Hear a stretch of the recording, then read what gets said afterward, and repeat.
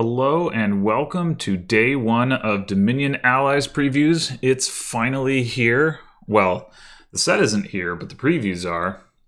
And much like I did when Menagerie was coming out, which I think was right around 2 years ago, I think it was March of 2020 when those previews dropped. I will be going over the previews every day as they come out and giving my thoughts and impressions on the new cards as they're released. And then I'll also do another recap when the full set is released, going over all of the cards. So to start off with today, we need to talk about some of the text that Donald X posted in the previews channel on the Discord. So if you're not on the Dominion Discord, you can check it out there. It's probably also somewhere on like Board Game Geek and Reddit and other places, but this is where I'm reading it from anyway. So Donald X says that allies are landscape cards that tell you how a favor token can be used. Favor tokens are produced by liaisons. In games with a liaison, you put out a single ally, even with multiple liaisons. And well, that's that. It tells you what the token does. There are 23 allies in their own separate deck, which is like having 23 new kinds of tokens. Only we use coin tokens for all of them and put them on a mat. Here are some liaisons out of the 9 total in the set, and that brings us to our first preview image. So for this one, we have Underling, Bauble, and Broker. So Underling, +1 card, +1 action, +1 favor, reminiscent of cards like Peddler or Market Square. Obviously, without knowing what the allies do, I have absolutely no idea whether this card is any good or not. my guess is going to be yes, it is, because it's a card that doesn't inhibit deck control and gives you a resource that presumably is going to be valuable, because if it wasn't, it wouldn't be very exciting as like an additional mechanic. But nonetheless, it will also presumably depend on the board and what the particular allies are. But I imagine it will be good, but who can really say at this point? Next up, we've got Bauble. So Bauble is a 2-cost treasure liaison, and you choose 2 different options: +1 buy, +1 coin, +1 favor. This turn, when you gain a card, you may put it onto your deck. So top decking. This is an interesting one. Obviously, again, I don't know how good the favor is. So if we put that to the side for a second and we look at +1 buy, +1 coin, and top deck, and you can choose 2 of them. So +1 buy and +1 coin, of course, is the exact benefit that the pouch gives you.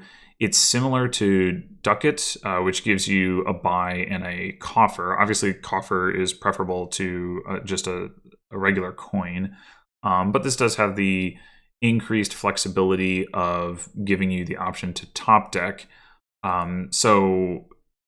Where if you were to gain several ducats, it is frequently the case that you have more buys than you really need from them.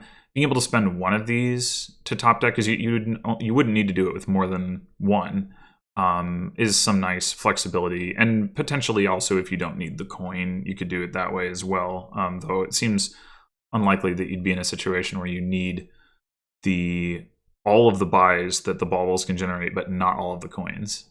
Maybe with extreme cost reduction. Anyway, so probably roughly comparable to cards like Ducat and Candlestick Maker in that sense. And obviously at the 2-cost price point, it's similar in that respect as well. But the make or break thing here, of course, is going to be the favor. So the question is, and I guess I could also relate it to Tracker, which not only provides the pouch into your deck, but has the top decking ability. Anyway, but yeah, the favor is going to be the thing that makes or breaks, like whether this is like a really good card or just sort of okay or, kind of mediocre or whatever. And again, we don't know how good the favors are, so it's pretty hard to say. I mean, my guess again is that they're going to be good, because otherwise, it wouldn't be very exciting as a mechanic. I don't know if it makes any sense to compare them to villagers, because they presumably do something completely different from villagers. Villagers are very strong, right? So maybe one way to look at this would be if Underling and Bauble said +1 villager instead of +1 favor. They would be extremely good. Like Underling would be an incredibly good village, and Bauble would be, I don't know, it'd be a weird card, but it would be good. Probably that's like the ceiling of how good we could expect them to be, because I have to imagine that favors aren't as good as villagers, because if they were, then these cards probably wouldn't be printed that way. But I guess we'll see. And obviously, again, it's going to depend on which particular ally is in play. If you compared them to coffers, right, then Underling actually still looks really good as a 3-cost peddler that generates it would just be better than Baker. So that also suggests that favors are not going to be as strong as coffers, which is interesting, actually. Now that I'm thinking about it, I wouldn't have necessarily expected that. That's definitely something to consider. Like, this is priced at 3 versus Baker being priced at 5. So that's a pretty substantial difference. Well, moving on, we have Broker. Trash a card from your hand and choose one. +1 card per coin it costs. So then you just have a Terminal Apprentice. +1 action per coin it costs. So that's a unique village effect. That's pretty cool.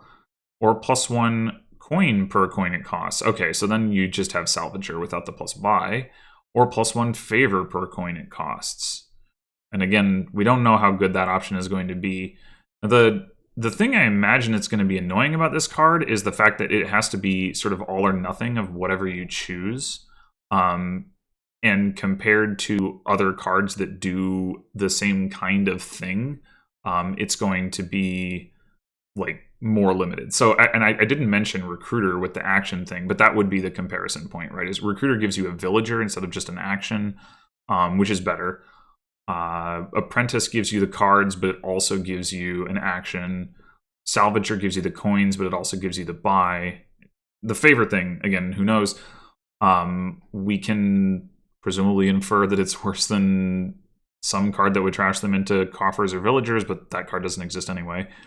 But obviously the flexibility that Broker gives you is going to be helpful, being able to choose, even if you are having to choose all of one option, the fact that you can choose between those different modes is going to give it some value compared to cards like Apprentice and Recruiter and Salvager, as well as, whatever the power of the favor option turns out to be. Yeah. Not sure I have too much more to say about this card for now, again, without seeing, what the favors are. So, I guess the other thing to mention was that, it is a 4-cost, so it's cheaper than Recruiter and it's cheaper than Apprentice. I could definitely see opening with this card.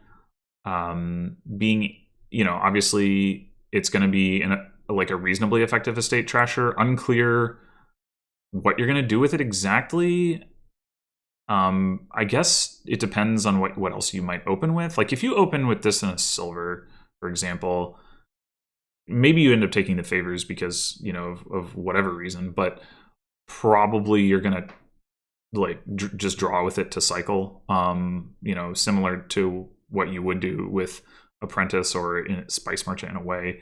But if you take another action card, then maybe you treat it more like a Salvager. If you don't have your action card in hand, you trash it for coins, and then if you do, obviously it depends on whether that action is terminal, blah, blah, blah. But it's got some nice flexibility in that way too, and being able to open with it reliably seems pretty good. So yeah, I mean, I think this looks like a good card. It's just really hard to say without looking at the favors.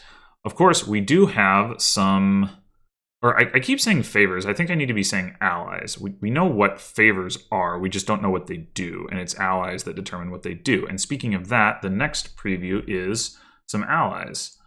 So let's look at those. Start with Cave Dwellers. At the start of your turn, you may spend a favor to discard a card, then draw a card. Repeat as desired. Okay. So obviously, this is going to give you potentially a lot of reliability if you have a way of consistently generating favors. You can cycle through your deck and make sure that you have a good starting hand. That seems like a potentially really powerful effect.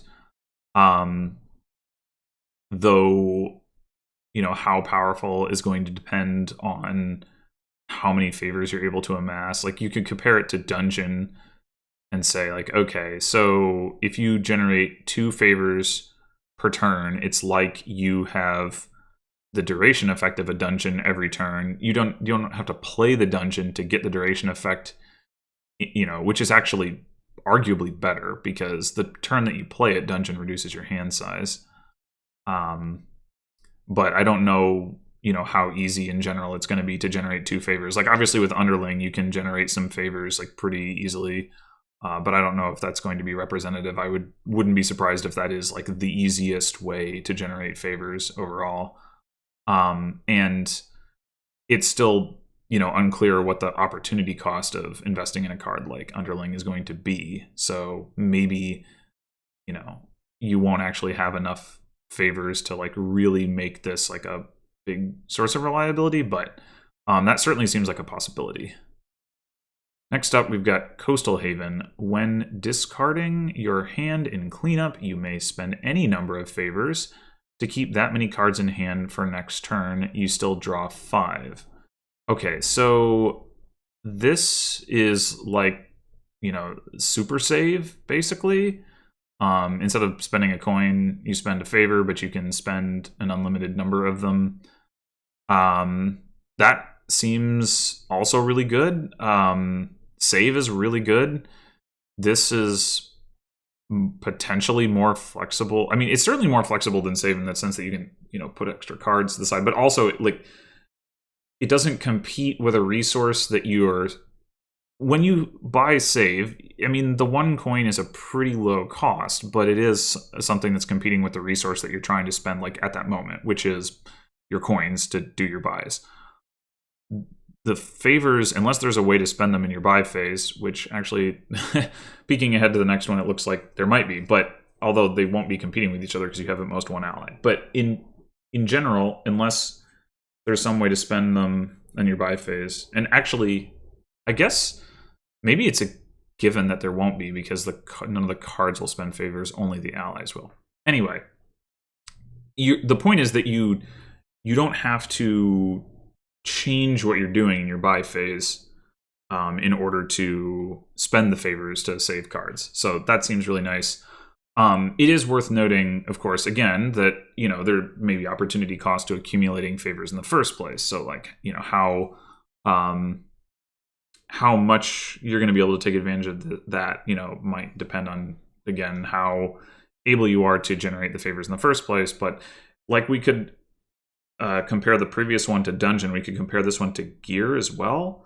Obviously, Gear specifically sets aside 2 cards, but I mean, the general concept, is similar of, Haven, another example, though Haven is mandatory.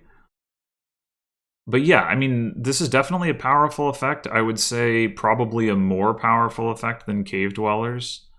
Even if you're holding a bad card out of your shuffle, that's sort of a guaranteed like improvement to your draw in a way that sifting is not as much. Like you know that you're increasing your hand size, and you know that that's a bad card that you won't see in your opening hand. So yeah, I mean, it looks really good. Peaceful Cult is next up. At the start of your buy phase, you may spend any number of favors to trash that many cards from your hand. Whoa. Okay. That's really interesting. So you could essentially use Underling as a cantrip trasher.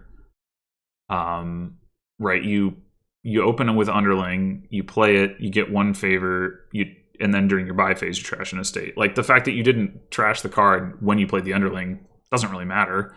I mean, it might matter depending on what else you're playing, um, but yeah, I mean, being able to turn all of your favor generators into trashers seems quite good.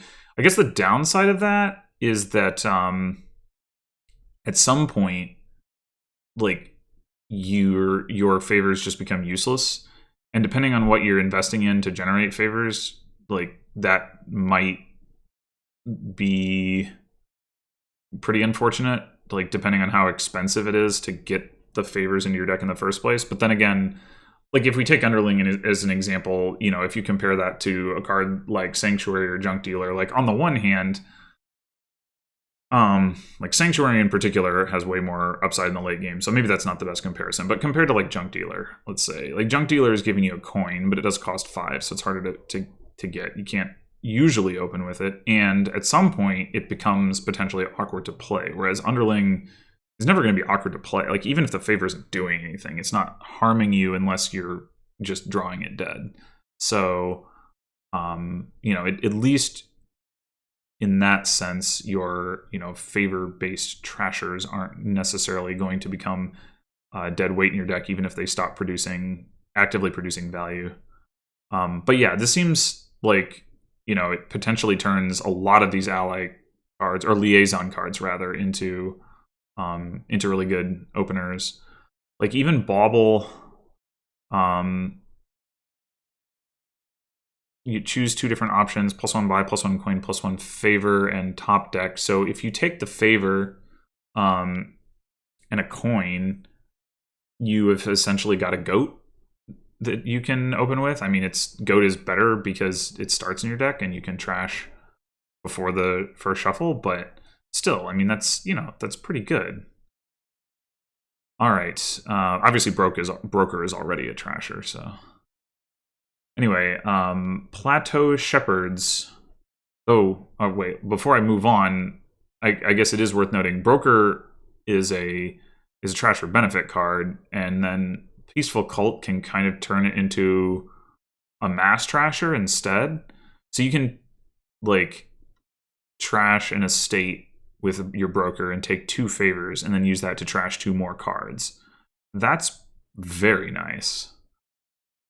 Anyway, Plateau Shepherds. When scoring, pair up your favors with cards you have costing 2 for 2 points per pair. What an odd card. Okay. So for each card costing 2 in your deck, you need to have a favor in your deck as well, and then you get 2 points for it. That is really confusing as a conditional. Like, it's not that hard to understand. It's just sort of feels random. Without knowing how many 2 costs are in the set, it's hard to say like how easy or difficult it's going to be to fulfill this in like an allies heavy context. In general, 2 costs are certainly not among the more common cards in your deck in the late game typically. It is worth noting that for each favor you have, this essentially turns an estate into a duchy.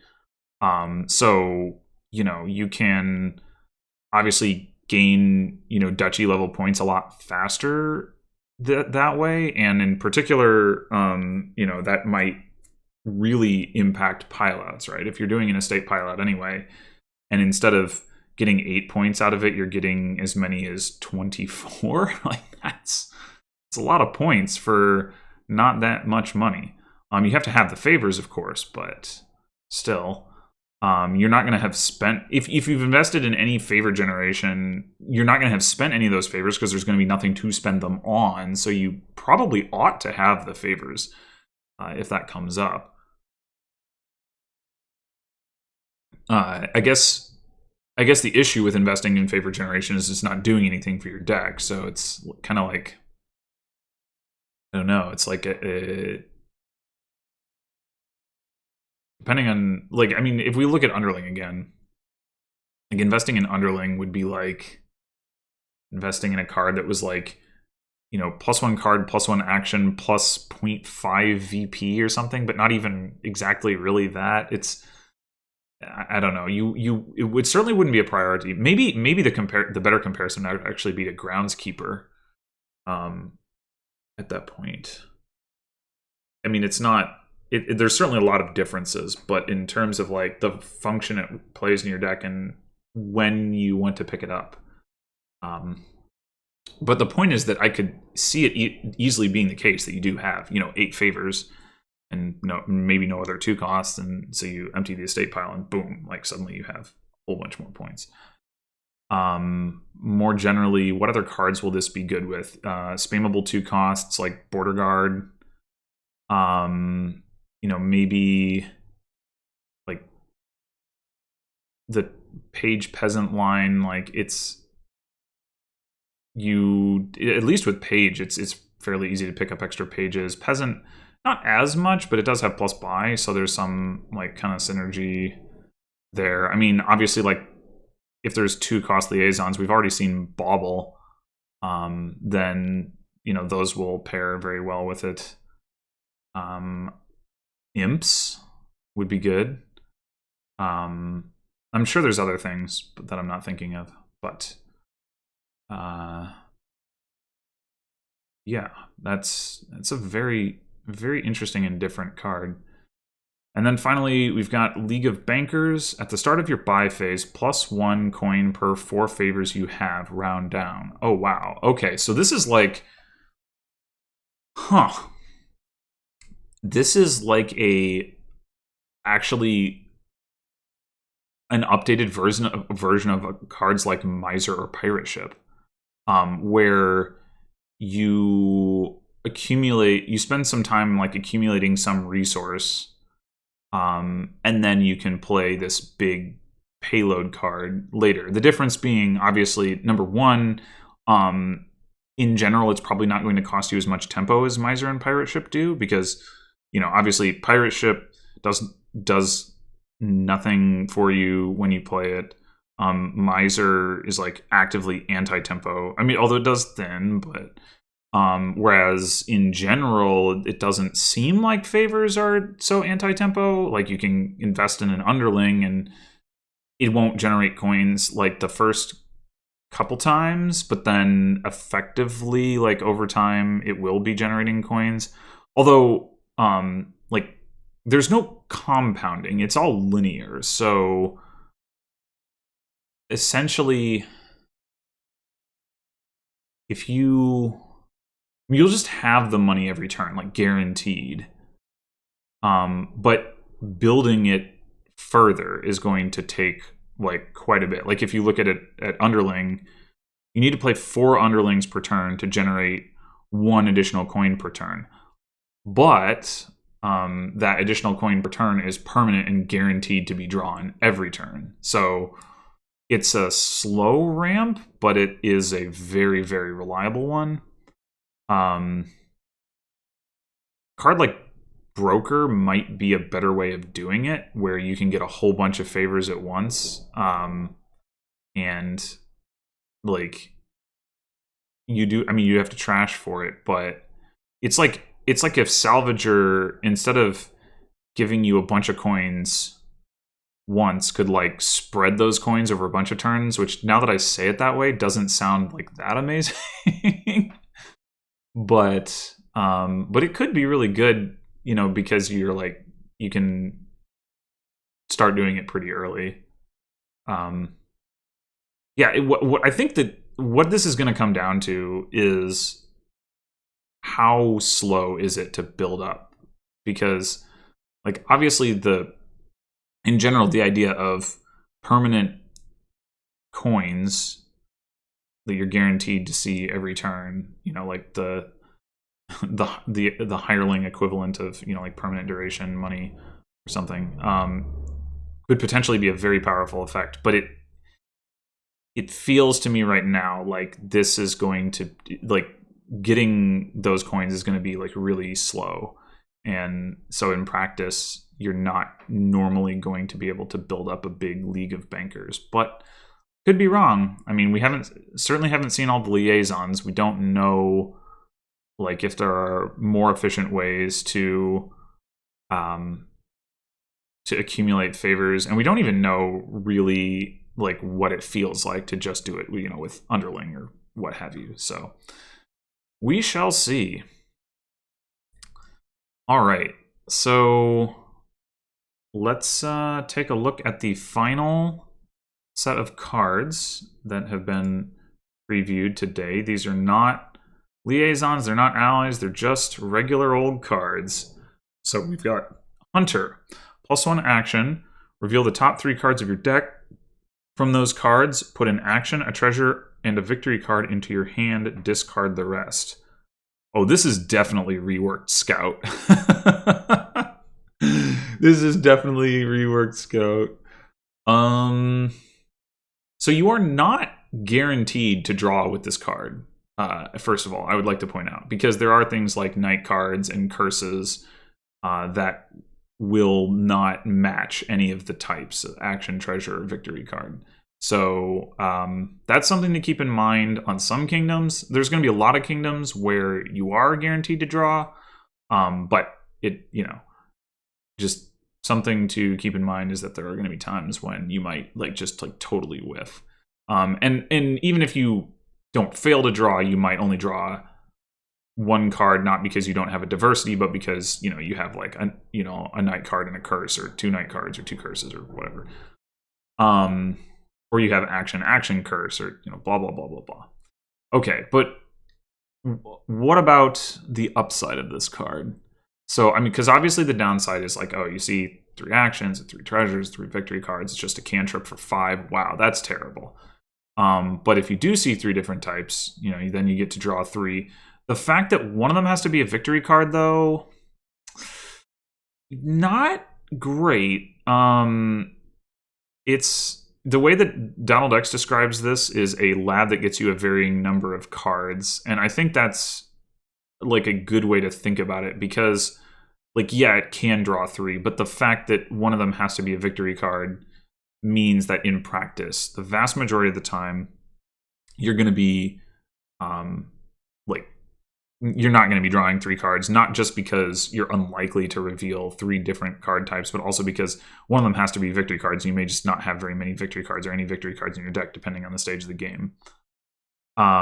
It obviously pushes like a diverse deck build. It's kind of like Menagerie in that way, except that instead of pushing for like diversity of like specific card names, it's, you know, pushing for diversity of archetypes. So it's not going to fit well in a very action heavy deck with like City Quarter or whatever, or Scrying Pool.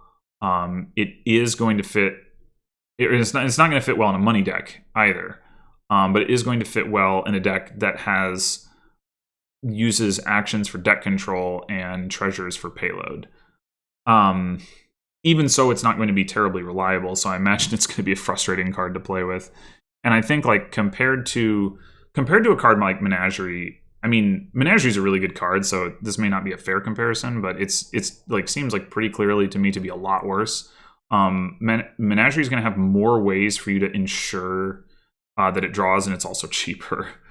Like, you can't really use you can't use discard for benefit to set up your Hunter, for example. You might be able to use top deck inspection stuff to set up your Hunter, but even then, like, you're going, like, so suppose you play, you know, like a Cartographer, which is probably the most powerful, like, synergistic effect you could combine with this.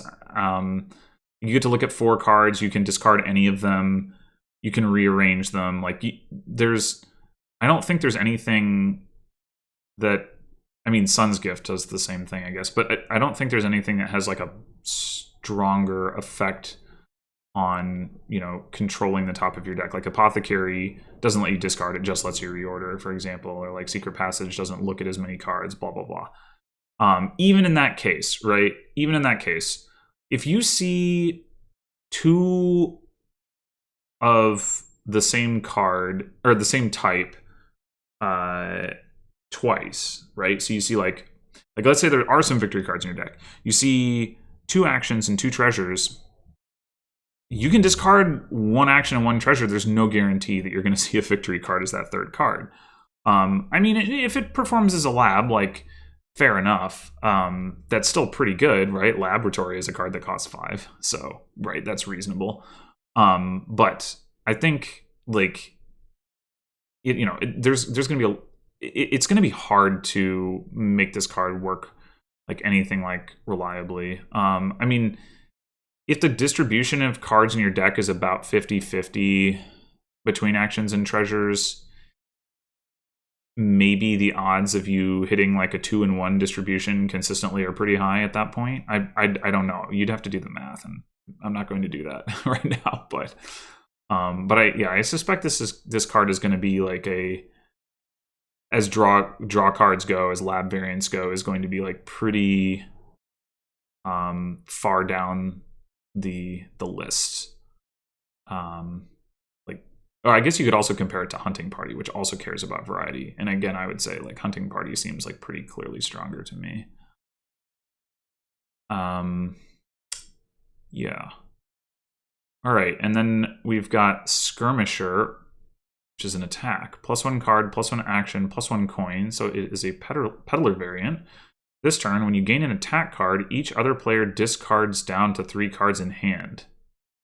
Interesting.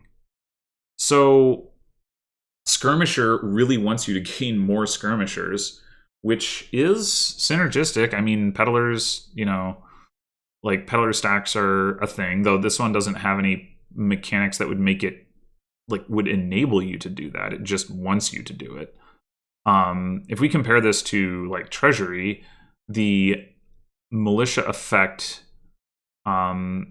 is certainly more powerful than the top decking that Treasury gives you, though it's harder to make use of, I would say. Like, presumably, gaining another attack card is not trivial. And I guess one way to look at it is, if you're gain limited, or even if you're not like particularly gain limited, but it's a 5 cost, it's expensive, and Peddler for 5 is not like a great deal. How much value do you place on the discard attack such that you get to or you're willing to spend 5 coins for a peddler in order to get that in? I would say in general you probably do want to do that, like the majority of the time. Well, I mean, I don't literally mean like the majority of time that you have the opportunity to make that decision, you do it, but like that it is like more often than not, it's at least going to be a compelling option, even if it does end up losing out to like other things that are more important for you to do to build your deck. Like, it's not gonna be like, oh man, this is just generally not worth it. I think it is generally going to be worth it, and it's just going to be a question of, is it as good as the other things you can do to build your deck. But like, getting in a militia attack seems pretty valuable in general. And obviously there might be other attack cards that you can gain, which make it even stronger, potentially. But just the base case of like, do I want to gain another skirmisher and then get in a militia attack? Like, yeah, I think you probably do. So I think it's probably a solid card. The thing that makes me think it's probably not amazing is like, the limitation on it, like that, like the attack is, the constraint that the attack places on you seems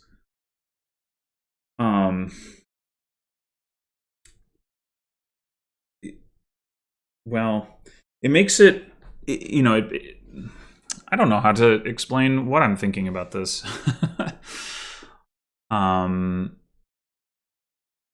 Like, it's sort of a commitment, right? Like, on some boards, it'll be easy to gain attacks and it won't really matter. But on some boards, like, you're going to be kind of potentially stuck in a loop where you just keep like gaining skirmishers and not doing a whole lot else because you want to keep attacking. It is still expensive for a peddler. It's not going to build your deck up very quickly, and like I said, there isn't anything about the card itself which is going to make it easier. So like, sometimes you're going to have University, or sometimes you're going to have Altar or whatever, and then it's going to be easy enough to gain skirmishers, but sometimes you're not, and then I think it's going to end up in resulting in pretty slow games as a consequence. But I mean, I do think it's still going to be like a good card. All right, well, that I guess will do it for day 1 of previews. Thanks for watching, and I will be back with more of these as we continue the preview week. I think in general it is a week, like 5 days of previews. I don't know if that's actually officially been announced or anything, but that's my expectation. Oh, there will be more previews with cards playable online through Friday. So there we go, 5 days of previews. I think that probably means you can play with these cards right now on the online client. So go check that out if you're interested. And until tomorrow.